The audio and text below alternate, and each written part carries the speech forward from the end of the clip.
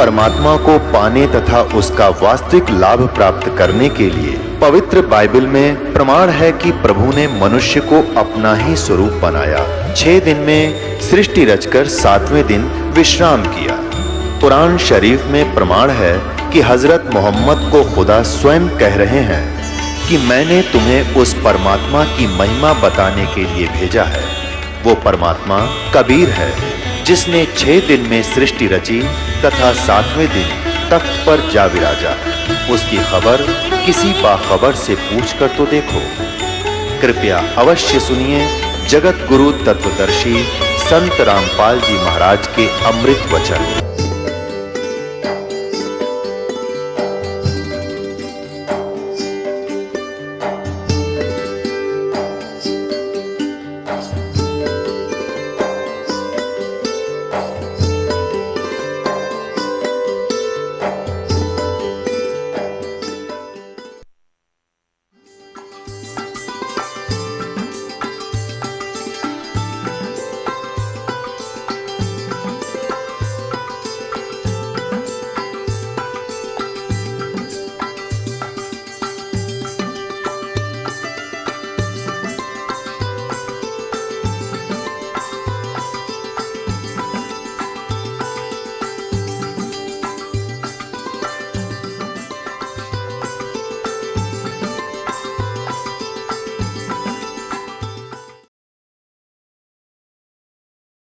अपुनात्मा, अब जैसे ये प्रतिमाएं बनाई गई हैं, ये ऋषियों ने समाधि लगाई और समाधि में जिसको भी जिस रूप में दर्शन मिले उसने उस मिट्टी की मूर्ति उसी बना दी।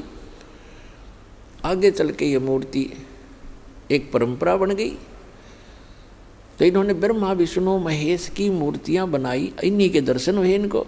किसी को ब्रह्मा के रूप में दर्शन दे दिए। इस प्रकार ये सबको विचलित करके रखता है। तो कहने का भाव ये है, इन ऋषियों ने परमात्मा के दर्शन नहीं हुए, फिर भी ये घुमा फिरा कर ये कहते हैं कि वेदों में परमात्मा तो निराकार लिखा है, ये जो दिखाई देता है ये परमात्मा नहीं हो सकता।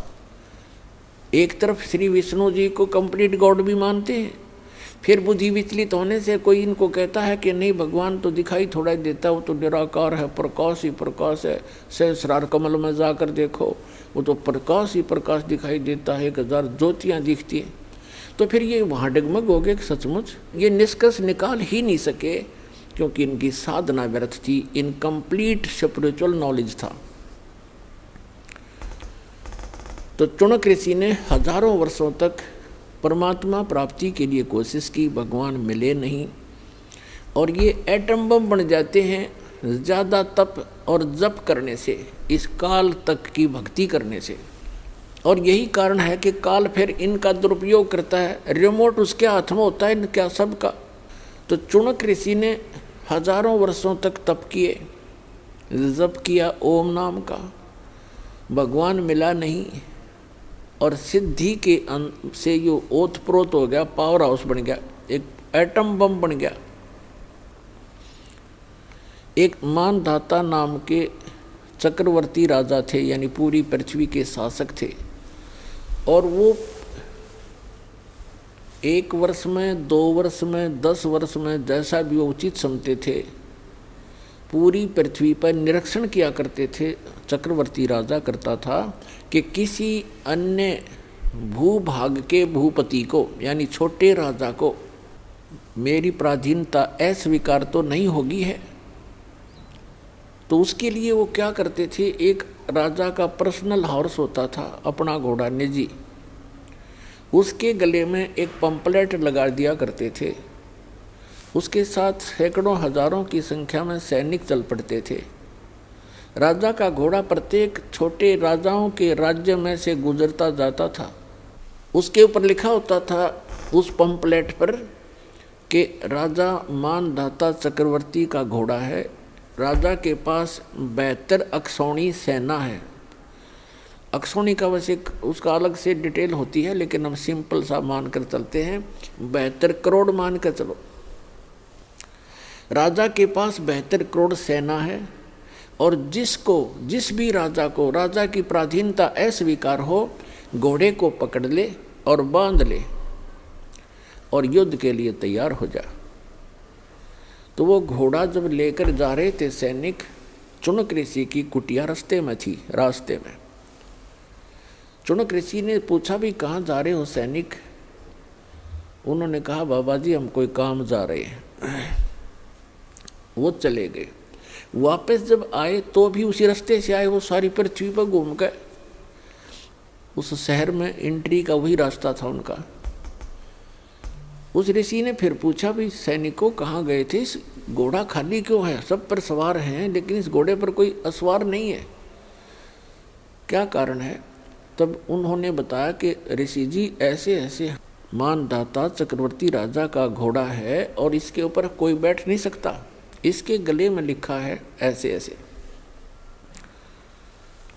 और हम सारी पृथ्वी पर घूमकर आए हैं राजा के ये देखने के लिए। राजा ने एक परीक्षण किया है कि कोई उसकी पराधीनता अस्वीकार तो नहीं कर रहा है।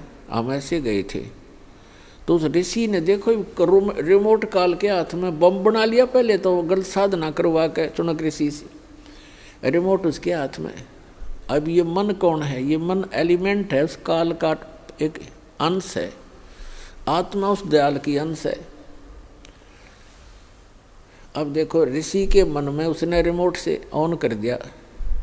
ऋषि के मन में आ गया कि भी राजा तो अपने आप को बड़ा अहंकारी हो गया है, इसको इतना अभिमान हो गया, इसका अभिमान ठीक करना चाहिए। अब ऋषि ने कहा कि सैनिकों यदि मैं तुम्हारे राजा का युद्ध स्वीकार कर लूं तो क्या हो? तो सैनिक ही होते हैं, सूरवीर होते हैं, उनके बोलने की शैली भी कड़क होती है। वो कहने लगे रे कंगले, तेरे दाने खाने को नहीं, अपनी जपले माला चुप करके हैं, और युद्ध करेगा तो बांधदाता चक्रवर्ती के साथ तेरी क्यों सामत आई है? बदले अपनी माला बदले। अब ऋषि जी का और दूना दुख हो गया कि इसके सैनिक इतने अभिमानी हैं तो राजा तो पता नहीं क्या होगा, इसको सेट करता हूँ। तो चुनक ऋषि ने कहा कि भाई मैंने स्वीकार कर लिया तुम्हारे चक्रवर्ती राजा का युद्ध, और इस घोड़े ने बांध दो मेरी कुटिया के इस पेड़ के। अब वो सैनिक तो तैयार बैठे थे, बांध दिया घोड़ा तुरंत। अभी आए ऋषि जी हम एक आज्ञा ले आते हैं राजा की। अब राजा को जाकर बताया कि ऐसे ऐसे एक चुनक नाम के ऋषि ने आपका युद्ध स्वीकार कर लिया। राजन मंत्री सलाहकार होते हैं, वो कहते हैं देखो आज एक आदमी की हिम्मत, एक ने सिर उठाया है राजन, कल न कोई और भी बकवाद कर देगा, धीरे धीरे क्रांति आ जाएगी। और कहते हैं बुराई को शुरुआत में ही नष्ट कर देना चाहिए। तो राजा ने कहा ठीक है जाओ। तो राजा ने अपनी सेना की 3 विभाग कर दिए, 3 बटालियन बना दी, और एक टुकड़ी में 18 करोड़ सेना भेज दी एक ऋषि को मारने के लिए। उधर से उस काल के पुजारी ने, चुनक ऋषि ने, ब्रह्म के साधक ने सारे जीवन में जो डले ढोए थे उसकी 4 पुतली बना ली, 4 परमाणु बम बना लिए वचन से। पुणात्माओं जो आध्यात्मिक मार्ग है, जो साधना ऋषि करते हैं, ये भगवान से ही कुछ पावर कलेक्ट कर लेते हैं। और वो तो समर्थ है जिसके वचन से सारे ब्रह्मांड चल रहे, सब जीव बन गए, सब पशु पक्षी बन गए, बन रहे हैं, उसी तरह क्रिया कर रहे हैं। वो तो उसके वचन की शक्ति से, और उसी में से थोड़ी सी सिद्धि यानी हल्दी की गांठ प्राप्त करके ये मनुष्य भगवान बन बैठता है। तो चुनक ऋषि ने उस सारे जीवन में जो डले डोए थे, जो कंकर पत्थर इकट्ठे करे थे सिद्धियों के, उसकी 4 पुतली बना दी, 4 एटम बम बना दिए, परमाणु बम। एक पुतली छोड़ दी, उसके इतने टुकड़े हो गए एक पुतली के, और उस 18 करोड़ सेना का सेकंडों मिनटों के हिसाब में नाश कर दिया, कत्लेआम कर डाला। राजा ने दूसरी टुकड़ी भेज दी, ऋषि ने अपना दूसरा परमाणु छोड़ दिया, 72 करोड़ सेना का नाश कर दिया उस काल के पुजारी ने। अब गीता अध्याय नंबर 7 के श्लोक नंबर 18 में गीता ज्ञानदाता कहता है, ये ज्ञानी आत्मा है तो उदार अच्छी आत्मा है, चले थे भगवान पाने के लिए, लेकिन ये मेरे वाली अनुतम अटल अटल अनुतम, यानी मेरे वाली ही अनुतमाम अति घटिया गति में स्थित रहे। अब देखो, चुनक ऋषि ने 72 करोड़ सेना का नाश कर दिया। पुण्यात्माओं, चाहे कोई तीर तो मार दे, कोई तलवार से काट दे, कोई गोली लाठी तो मार दे, पत्थर तो मार दे, उसको उतना ही पाप लगता है। और चाहे कोई वचन से मार दे, उसका वो हथियार है तो वो उतना ही अपराधी है जितना कि गोली से मारने वाला होता है। अब पूरी पृथ्वी पर चुनक ऋषि की महिमा होगी, लेकिन उस कमबख्त ने ये नहीं पता, तेने तो अपने भविष्य में बबुल बिजली। अब यहाँ परमात्मा कहते हैं 72 अक्षौणी अक्षय करी चुनक ऋषि स्वर एक, ये दे धारे जोरा फिर ये सभी काल के वेख। ओए होए, सूक्ष्म वेद में बताया परमात्मा ने कि 72 अक्षौणी अक्षय करी, 72 अक्षौणी का नाश कर दिया उस चुनक ऋषि स्वर एक। पुण्यात्माओं, ये सूक्ष्म वेद की वाणी कोई बालकों की नहीं है, ये इतना गूढ़ रहस्य छुपाए हुए हैं अपने अंदर। ये इन आज तक के ये कबीर पंथीर फलाने इन रोज पढ़ते थे, गरीबदासी, इनका कख भी समझ में नहीं आया। चुनक ऋषि स्वर एक, ऋषि स्वर जैसे मुनि मुनिवर, ऋषि ऋषिवर, ऋषिश्वर यानी ऋषियों में श्रेष्ठ, उन श्रेष्ठों में भी श्रेष्ठ, परम श्रेष्ठ ऋषि।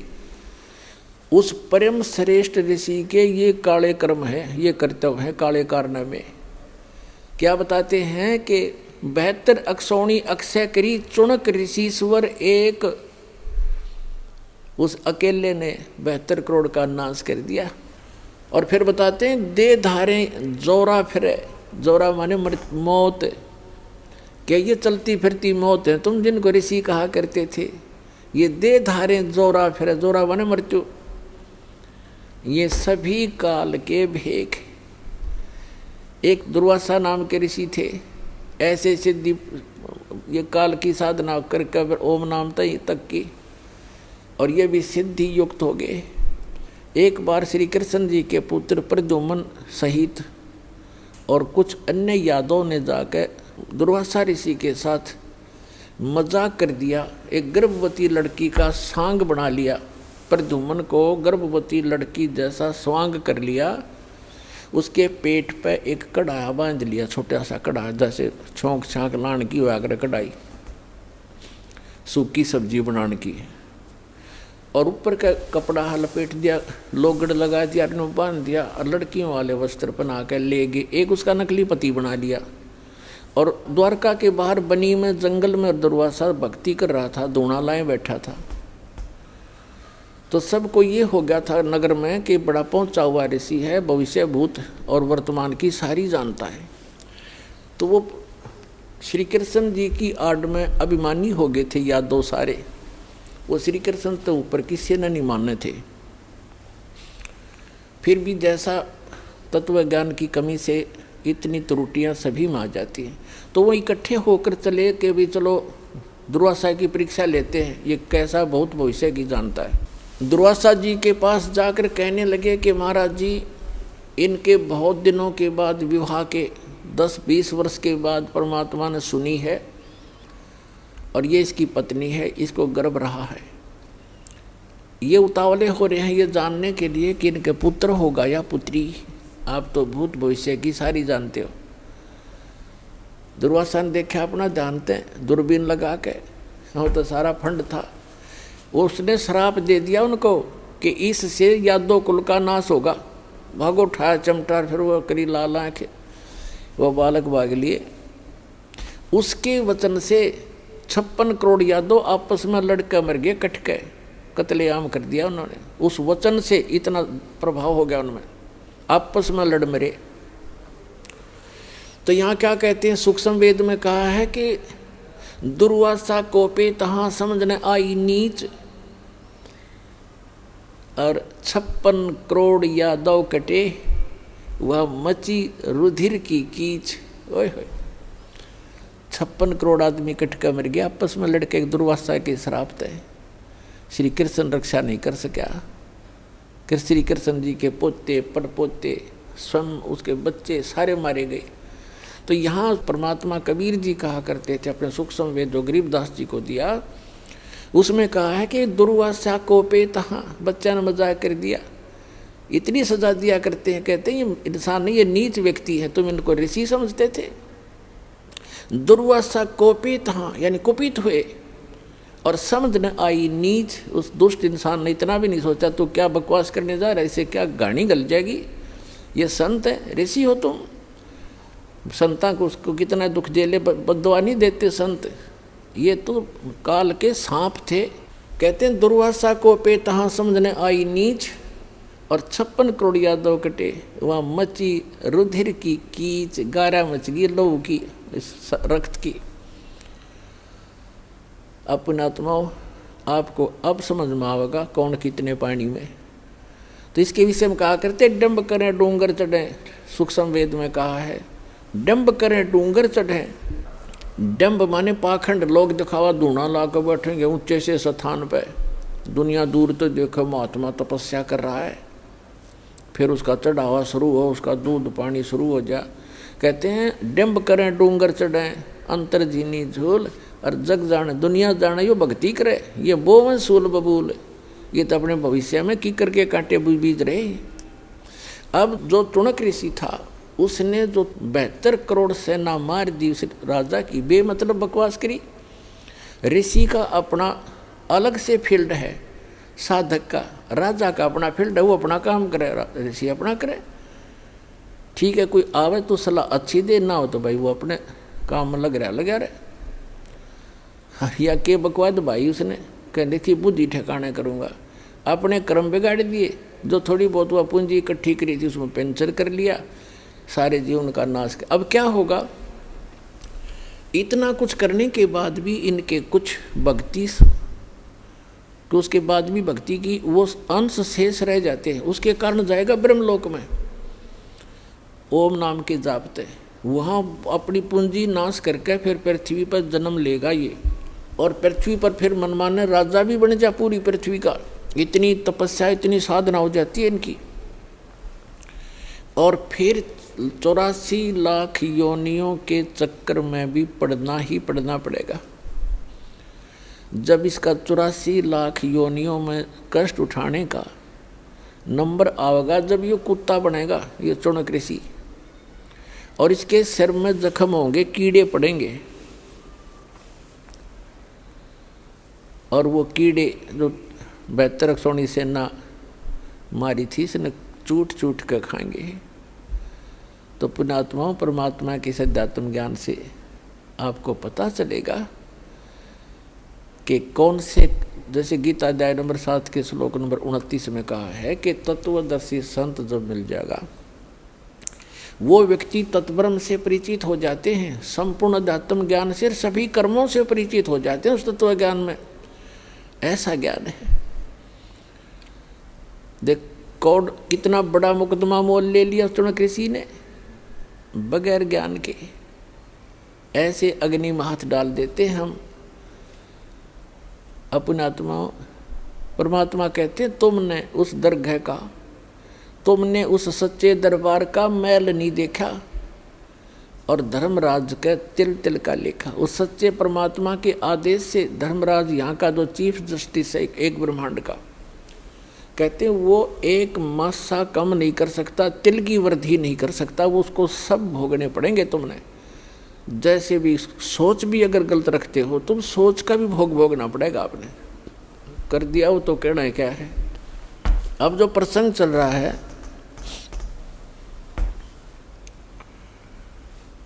एक समय एक गुरु और शिष्य चले जा रहे थे, रास्ते में एक मछियारा मछली पकड़ रहा था किसी सरोवर से, और वहां से जाल भर के और बाहर डाल रहा था। वो तड़प तड़प कर शरीर छोड़ रही थी। उस लड़के ने, शिष्य ने, छोटा बालक था 10-15 वर्ष का, उसने पूछा गुरुजी ये प्राणी जो ऐसा अपराध कर रहा है इसको क्या सजा मिलेगी? गुरुजी कहने लगे बेटा फिर बताऊंगा, आजा सुमन कर अपना, चल चलते सफर कर रहे थे। 4-5 वर्षों के बाद क्या देखा, एक हाथी का बच्चा मस्ती में उछल कूद मचा रहा था।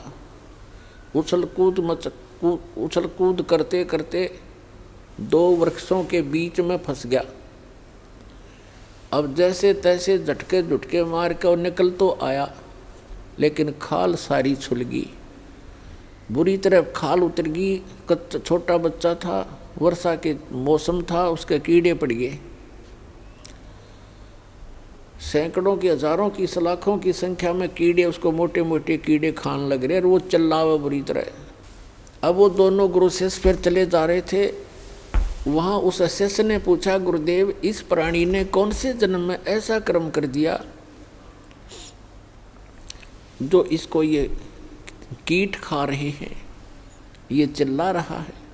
तब उस गुरुजी ने बताया बेटा जो मछियारा था ना, जो मछियाँ पकड़ रहा था और वो मछियाँ तड़प तड़प कर जीभ छोड़ रही थी, प्राण त्याग रही थी, ये हाथी का बच्चा वो मछियारा है और ये कीड़े वो मच्छी हैं। आज अपना टेट फॉर टेट ये भोग रहा है, प्राप्त कर रहा है। तो पुण्यात्माओं परमात्मा कहते तुमने उस दरगाह का मैल नहीं देखा और धर्मराज के तिल तिल का लेखा। उस भगवान के दरबार में, यानी धर्मराज के दरबार में एक एक तिल का हिसाब होगा आपका, पाई पाई का, एक एक नए पैसे का। अब हम आते हैं जो दास आज आपको सत्संग सुनाने चाह रहा था, अभी तो भूमिका बनी है। श्रीमद् भगवद गीता अध्याय नंबर 7 के श्लोक नंबर 19 में कहा है बहुनाम जन्मान अन्ते ज्ञानवान माम परपदते। बहुनाम जन्मा नाम अन्ते, यानी बहुत बहुत जन्मों के अंत के किसी जन्म में, ज्ञानवान माने ये ज्ञानी आत्मा, माम माने मुझ ब्रह्म को भजते हैं। बहुनाम जन्मानाम अन्ते ज्ञानवान माम परपदते। और वासुदेवम सर्वमिति सहमात्मा सुदुर्लभ है। ओए होए, क्या बताते हैं कि वासुदेव सर्वमिति, बहुनाम जन्मानाम अंते, बहुत बहुत जन्मों के किसी अंत के जन्म में ये ज्ञानी आत्मा ब्रह्म तक इनकी बुद्धि पहुंचती है, ब्रह्म तक। और ये बताने वाला साधु संत महात्मा के वासुदेवम सर्वमिति, वासुदेवम ये बताने वाला महात्मा तो सुदुर्लभ है कि वासुदेव ही सब कुछ है, वही सबका उत्पन्न करने वाला है, सर्व उत्पादक है, वही सबको पूज्य है, वही पाप नाशक है और वही इष्ट रूप में बना कर पूज्य है। ये बताने वाला कि वासुदेव सर्वमिति, यह बताने वाला कि वासुदेव ही सब कुछ है। ये तो कंटिन्यू ज्ञान चल रहा है। पहले तो तीनों गुणों ब्रह्मा विष्णु महेश तक की भक्ति को खुद रिजेक्ट कर दिया, अपने सतर की तीनों की भक्ति को रिजेक्ट करके ब्रह्म कह रहा है ये काल श्री कृष्ण में प्रवेश करके कि मेरी भक्ति केवल ज्ञानी आत्मा करते हैं, और वो भी मेरे सही ज्ञान को ना समझ कर मेरे वाली ही घटिया अनुतम इस गति में स्थित रहे। हो गया स्पष्ट। अब ये कहता है कि ब्रह्म से ऊपर जिसकी बुद्धि जाती है, ब्रह्म तक भी मुश्किल तो ये ज्ञानी आत्मा कोई किसी अंत के जन्म में, बहुनाम जन्मानाम अंते ज्ञानवान माम परपदते, बहुत बहुत जन्मों के किसी अंत के जन्म में किसी ज्ञानी आत्मा की बुद्धि ब्रह्म तक पहुंचती है। और वासुदेव सर्वमिति, वो वासुदेव है सब कुछ, उसी वही पाप नाशक है, वही पूजा के योग्य है, वही सबका इष्ट होना चाहिए और वही पूर्ण मोक्षदायक है, वो सारी सृष्टि का रचने वाला है। ये बताने वाला महात्मा तो सुदुर्लभ है, बड़ी मुश्किल से मिलेगा। अपने आत्माओं, ये गीता और वेद कोई बालकों के लेख थोड़े ही थे। ये ऋषि महर्षि शर्मार के चले गए, इनको कख नहीं पता चला। क्या बताते हैं सूक्ष्म वेद में परमात्मा ने स्वयं आकर बताया है कि 9 मन सूत उलझिया और ये ऋषि रहे जखमार और सतगुरु ऐसा सुलझा देगा उलझन दूजी बार। परमात्मा जुलाहे का काम करते थे और 1 किलोग्राम एक शेर सूत उलझ जाता, वो कच्चा सूत, उसको सुलझाने में 2-2, 3-3 दिन की दिहाड़ी चली जाती थी उनकी। अगर गांठ पड़ गई तो धनी का सूत, फिर वो कपड़ा महंगा बेकारी, उसके उल्टा पटक दिया और पैसे लेने आ रहे, तो उसको सुलझाना पड़ता था कि ये टूटे नहीं, और तब वो कपड़ा बन सकते थे जब उनकी दिहाड़ी बननी थी। तो कहने का भाव ये है कि ये जो आध्यात्मिक जो सूत है, एक शेर की बजाय इसने तो 9 मन सूत उलझा दिया, 360 किलोग्राम। परमात्मा कहते इन अनजान ऋषियों ने 9 मन सूत उलझिया, ये ऋषि रहे जखमार और सतगुरु ऐसा सुलझा दे उलझे न दूजी बार। अब ऐसा सुलझा दिया इस दास ने परमात्मा की दया से, इस कलयुग में नहीं उलझेगा यू तत्व ज्ञान।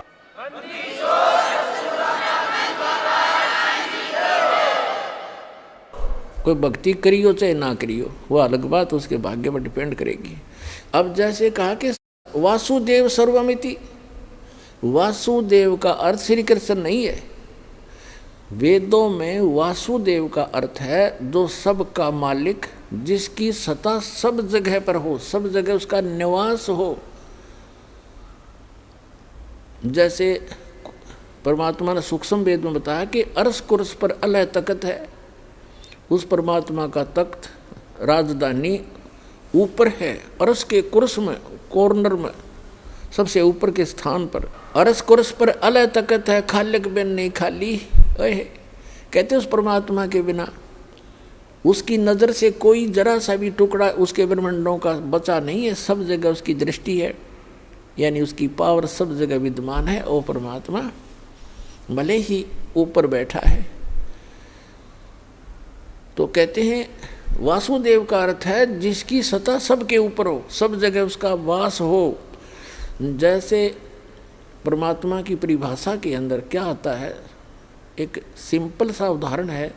जैसे एक तहसीलदार भी साहब कहलाता है, एक तहसीलदार भी साहब कहलाता है, एक एसडीएम भी साहब कहलाता है, और डीसी और कमिश्नर, मंत्री, मुख्यमंत्री, प्रधानमंत्री ये और राष्ट्रपति, ये सभी साहब कहलाते हैं।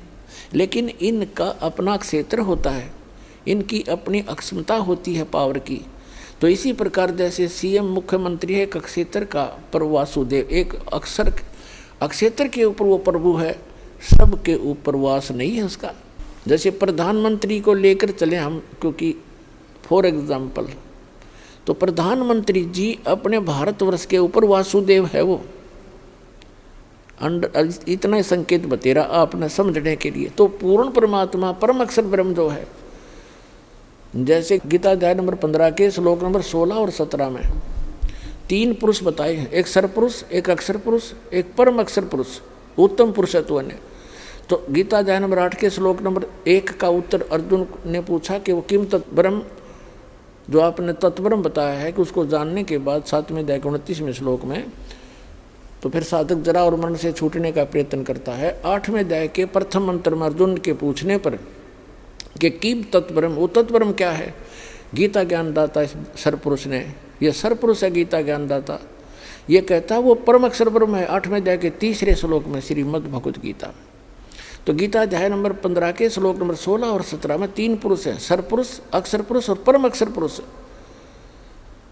तो उसमें बताया कि सरपुरुष और अक्षर पुरुष तथा इनके अंतर्गत जितने जीव हैं, ये खुद भी और इनके अंतर्गत जितने प्राणी हैं इनके ब्रह्मांडों में, तो ये सभी नाशवान है, स्वयं भी नाशवान है, जीवात्मा किसी की नहीं मरती। तो सरपुरुष के 21 ब्रह्मांड पर वो वासुदेव है, 21 ब्रह्मांड का स्वामी है, वो वासुदेव नहीं है, ब्रह्म। और श्री कृष्ण केवल एक विभाग का मंत्री है, सतोगुण विभाग के मंत्री हैं एक ब्रह्मांड के अंदर, वो केवल अपने विभाग में ही प्रभु है, वो पूरे ब्रह्मांड में भी स्वामी नहीं है। जैसे एक विभाग का मंत्री होता स्टेट में, वो अपने विभाग पर ही मालिक है, दूसरे विभाग में वो इंटरफेरेंस नहीं कर सकता। इसी प्रकार इस काल भगवान जो है ये एक ब्रह्मांड में एज ए चीफ मिनिस्टर समझ लो, और इसके ऐसे ऐसे 21 ब्रह्मांड हैं, सब में एक जैसे रोल करता है। तो ये 21 ब्रह्मांड में प्रभु है, ये सर्वव्यापक नहीं है, सबके ऊपर प्रभु यानी वासुदेव नहीं है। जो अक्षर पुरुष और 7 संघ ब्रह्मांड का स्वामी है, प्रभु है, वो वासुदेव नहीं है, सब जगह उसकी प्रभुता नहीं है। और वो परम अक्षर ब्रह्म है, वो कंप्लीट गॉड है, उसका ओवरऑल कंट्रोलर है, उसका सभी असंख्य ब्रह्मांडों पे इंक्लूडिंग सरपुरुष और अक्षर पुरुष, इनके ऊपर भी उसकी प्रभुता है, वो है वासुदेव। तो गीता अध्याय नंबर 7 के श्लोक नंबर 19 में स्पष्ट किया है कि बहुनाम जन्मानाम अन्ते ज्ञानवान माम प्रपद्ये, और वासुदेव सर्वमति सहमात्मा सुदुर्लभ है, ये बताने वाला कि वो वासुदेव ही सब कुछ है, उसी की पूजा करनी चाहिए, वो पाप नाशक है। गीता अध्याय नंबर 15 के श्लोक नंबर 17 में कहा है कि उत्तम पुरुष तु अन्य परमात्मा इति उदारते, यह लोक तरमावि से विवर्ती अवे ईश्वर है। उत्तम पुरुष तो इन दोनों से, सरपुरुष अक्षर पुरुष से वो श्रेष्ठ भगवान परम अक्षर ब्रह्म तो कोई और है, और वो वही भगवान कहलाता है। और तीनों लोकों में प्रवेश करके सबका धारण पोषण, सबका वही पालक है। जैसे गीता अध्याय नंबर 15 के श्लोक नंबर 1 से 4 में स्पष्ट किया है कि ऊपर को लटका हुआ संसार रूपी वृक्ष है, और उसका तना तो समझो अक्षर पुरुष, उसकी मोटी डार सरपुरुष, और 3 शाखा हैं, ये तीनों देवता रजगुण ब्रह्मा सतगुण विष्णु तमगुण शिव जी, और 5 रूप संसार। और जो गुप्त है वो जड़ कौन है, वो परम अक्षर ब्रह्म है। तो परम अक्षर ब्रह्म ये रूपी मूल से, जड़ से ही सभी संसार रूपी वृक्ष को आहार प्राप्त होता है। तो इसलिए गीता अध्याय नंबर 15 के श्लोक नंबर 17 में कहा है कि उत्तम पुरुष है तू अन्य परमात्मा इति उदारते। वैसे पुण्यात्माओं, परमात्मा की परिभाषा अगर आपको बताने लगूंगा तो विषय अलग हो जाएगा, काफ़ी समय लग जाएगा। परमात्मा उसको कहते हैं जो किसी की आत्मा नहीं दुखावे, कोई किसी का बेटा नहीं मारा, किसी की बेटी नहीं मारा, किसी का कैंसर नहीं करे, किसी का कोई दुख नहीं दे, केवल सुख सुख दे, उसको परमात्मा कहते हैं, श्रेष्ठ आत्मा। और हम उस परमात्मा को ना समझकर इस काल को परमात्मा कहने लगे। और किसी का बेटा मर गया, किसी की बेटी मर गई, किसी का बाप मर गया, किसी की माँ मर गई, कुणबा का कुणबा घाणी, कैंसर से पीड़ित हाहाकार मच रहा है। ये परमात्मा का लोक है, परमात्मा का लोक सतलोक है, जहाँ दुख नाम की चीज़ नहीं। तो गीता अध्याय नंबर 15 के श्लोक नंबर 17 में स्पष्ट किया है कि उत्तम पुरुषत्व ने इन दोनों से अलग है, वो श्रेष्ठ भगवान पुरुषोत्तम, और जिसको परमात्मा कहा जाता है। और ये लोक तरम अवश्य विवर्ती अवय ईश्वर है, जिस दो तीनों लोकों में प्रवेश करके सबका पालन करता है, वो है वो अविनाशी भगवान। तो कहते गीता अध्याय नंबर 7 के श्लोक नंबर 19 में, पुण्यात्माओं ये कंसेप्ट क्लियर करने के लिए 2 घंटे का सत्संग करना पड़ा, पहले भूमिका बनाने के लिए, ताकि आप बच्चों की बुद्धि वहां तक पहुंच सके। दास के बताना चाहे आपके ऊपर कैसे रहम हुआ है परमात्मा का, आपको शिक्षित किया। अगर अशिक्षित होते तो आप मेरा पत्थर मारते, ये क्या कह रहे हैं। और आज कुछ दिनों के बाद देखिए दास को पलकों पे बिठाएगी ये पूरा संसार। तो प्रसंग चला था कि गीता अध्याय नंबर 7 के श्लोक नंबर 19 में कहा है कि वो तत्वदर्शी संत तो बड़ा दुर्लभ है जो ये बतावेगा कि वासुदेव ही सब कुछ है। अपने आत्माओं, एक पंजाब का रहने वाला था, एक किसान था बहुत बड़ा, राम राय नाम था उसका, 800-900 बीघा ज़मीन थी, किसान था, सिख था। पहले ये सिख थे, सिख का यानी अपने हिंदुओं से ही अलग से, जैसे आज ये राधा स्वामी वाले कौन है, इसमें सभी जाति के लोग हैं हिंदू ही तकरीबन, या सिख भी हैं। आगे चल के ये धर्म का रूप धारण कर लेगा तो हमारा दुर्भाग्य ही होगा। तो ऐसे ही वो सिख धर्म, सिख माने शिष्य परंपरा से चल रहे थे, उनमें से था। और गुरु ग्रंथ साहिब की वाणी से वो काफ़ी प्रभावित तो हैं सिख धर्म के पंजाब के व्यक्ति। तो गरीबदास साहिब जी आए हुए थे, उस परमात्मा को प्राप्त कर चुके थे, भगवान उनको मिले थे, सचखंड लेकर गए थे, वापस छोड़ा था। और उन्होंने उनको परमात्मा कबीर जी ने वो उनके अंतःकरण में ये अनमोल तत्व ज्ञान फीड कर दिया था। वो तत्व ज्ञान उन्होंने गरीबदास जी की वाणी रूप में दास के पास उपलब्ध है। तो उनका गरीबदास जी का शिष्य लुधियाना के पास एक वासियर गांव है, वासियर, उसके बाहर बनी में सफ़र कर पैदल चला करते थे और वहाँ नहा धो के कुएँ पर किसी जल पर तालाब पर बैठ गया। सुबह सुबह नित्यनेम कर रहा था, ऊंची स्वर में ब्रह्मवेदी बोल रहा था।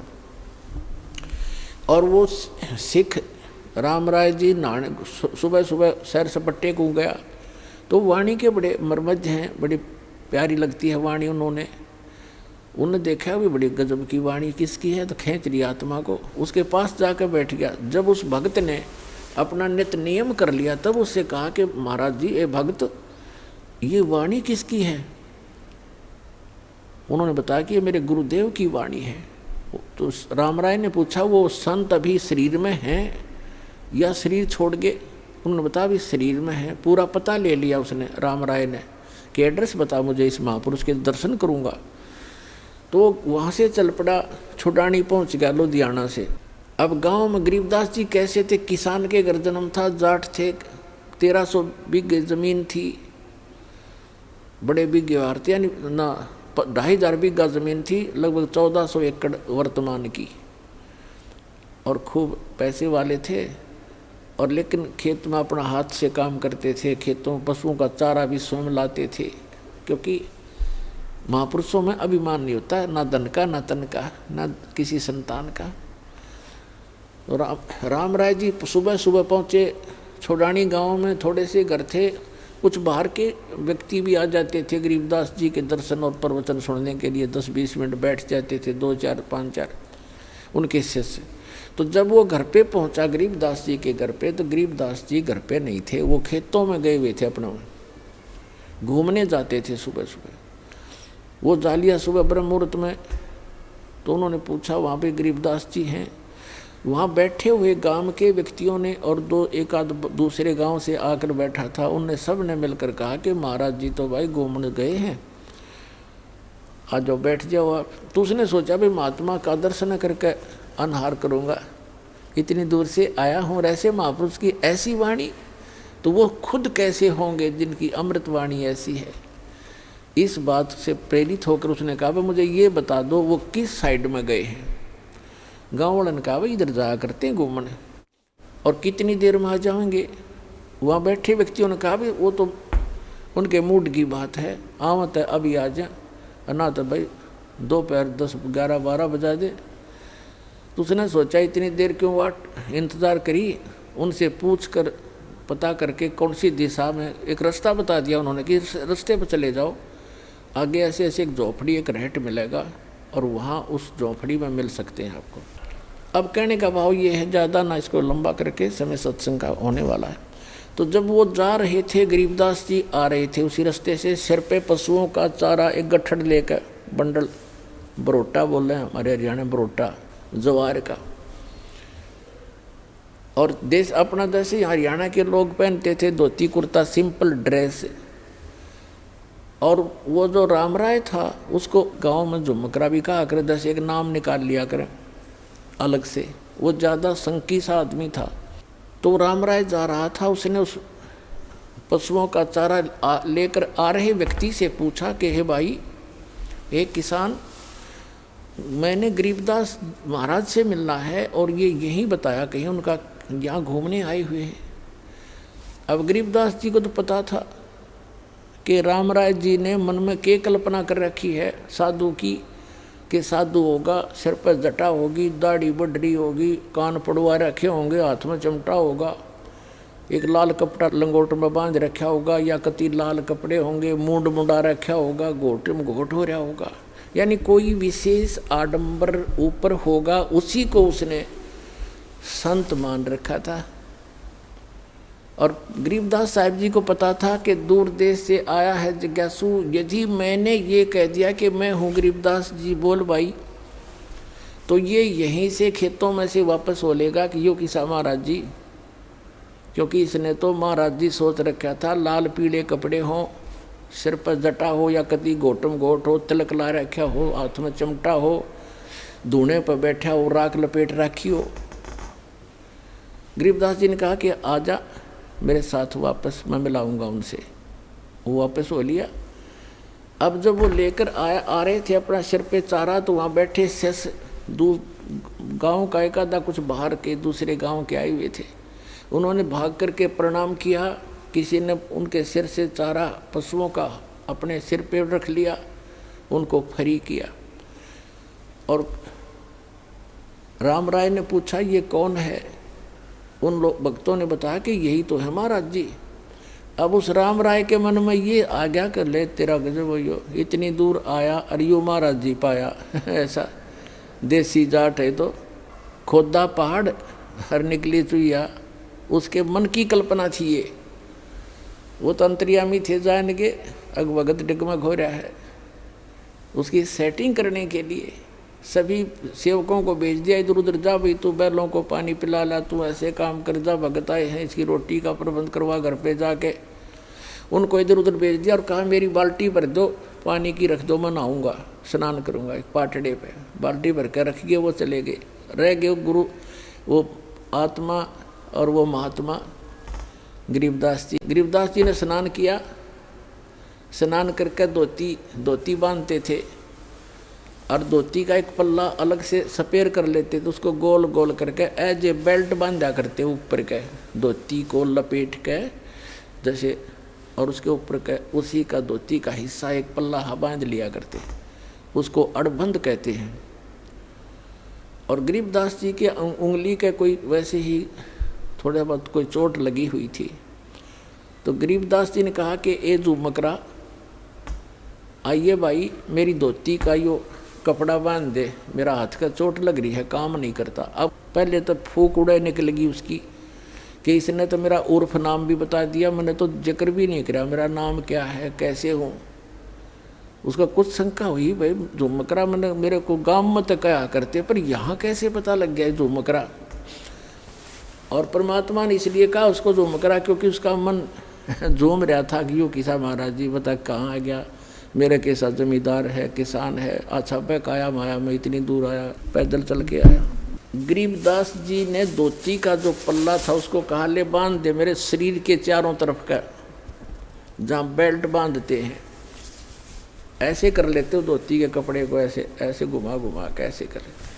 और उसने कहा कि ले बांध दे मेरे चौगुर दे। वो चारों तरफ का लपेट कर ऐसे गांठ लगाने लग गया। वह गांठ शरीर के अंदर से निकल गया गरीबदास जी के शरीर से, और कब उस धोती का लग गई कपड़े का। और गरीबदास जी ने ऐसे मुंह कर लिया दूसरी साइड में जैसे देख ना रहे हों। झुमकरा ने सोचा उस राम राय ने तेरा गांठ उल्टी लाएगी दिखे तो फिर लगा, फिर वो ऐसे ही शरीर के अंदर से निकलाई धोती का गांठ लाएगी। तीसरी बार वो प्रयत्न करने लगा, जब कहने लगा गरीबदास जी ने कहा कि रे झुमकरा मैं तो तेरे जैसा आदमी हूँ, या गांठ क्यों ना लगती तेरे ते। जब उसने ऊपर को देखा उनके मुंह की तरफ, क्योंकि राम राय जी विष्णु जी के पुजारी थे, भले ही वो सिख थे। जब उन्होंने ऊपर देखा तो विष्णु जी का रूप बन गया। इसने से ऊपर गरीबदास जी का मोर मुकुट, हाथ में शंकर चक्र गदा, चरणों में पड़ गया, पैर पकड़ दिए, हे महाराज भूल लागी, मैं तो गलत सोच लिया मैंने आपके बारे में, आप तो भगवान हो। फिर देखा तो फिर गरीबदास ने कहना। अब उसने सोची मैं विष्णु जी का पुजारी हूँ और इसने मुझे उस उर्फ नाम से पुकार दिया, इसलिए मैं प्रभावित हो गया, मेरी ही कोई कल्पना होगी। तो फिर डांट गया अपने मन ने ना भगवान तक होना। फिर वो बैठ गया, कोई शक्ति है जरूर जिसके ऊपर मैंने कुछ देखा है। और इसके शरीर से धोती अंदर से शरीर से निकल गई। फिर गरीबदास जी कहने लगे बच्चा बैठ जा। 2 घंटे ज्ञान दिया उसको, सारी सृष्टि रचना सुनाई, तत्व ज्ञान समझाया।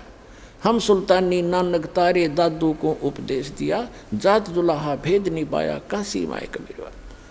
तब उस झुमकरा ने, उस राम राय ने कहा भगवान ऐसा ज्ञान तो आज तक किसी ने बताया नहीं मारे थे।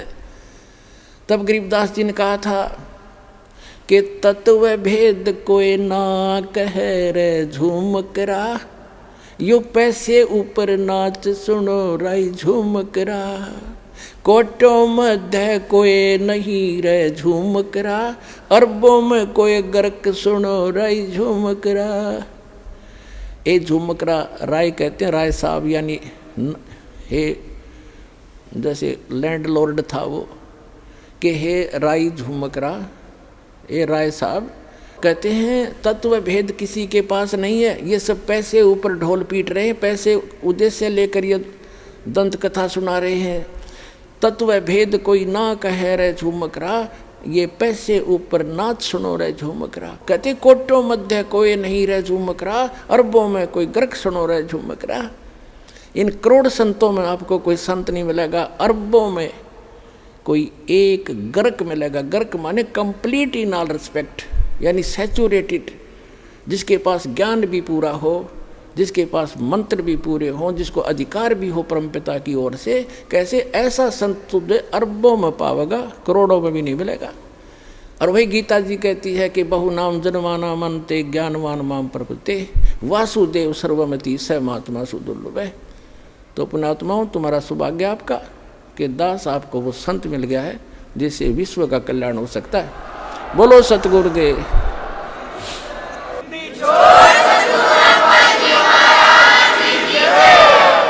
आज का जो ये 3 दिन का जो समागम समापन हुआ है, ये उस उपलक्ष्य में था कि इस फाल्गुन की अमावस्या के दिन 17 फरवरी थी उस दिन, और अमावस्या थी 1988 में। दास को पूज्य गुरुदेव मिले थे, मेरा जीवन सफल हुआ था, आध्यात्मिक जन्म हुआ था दास का।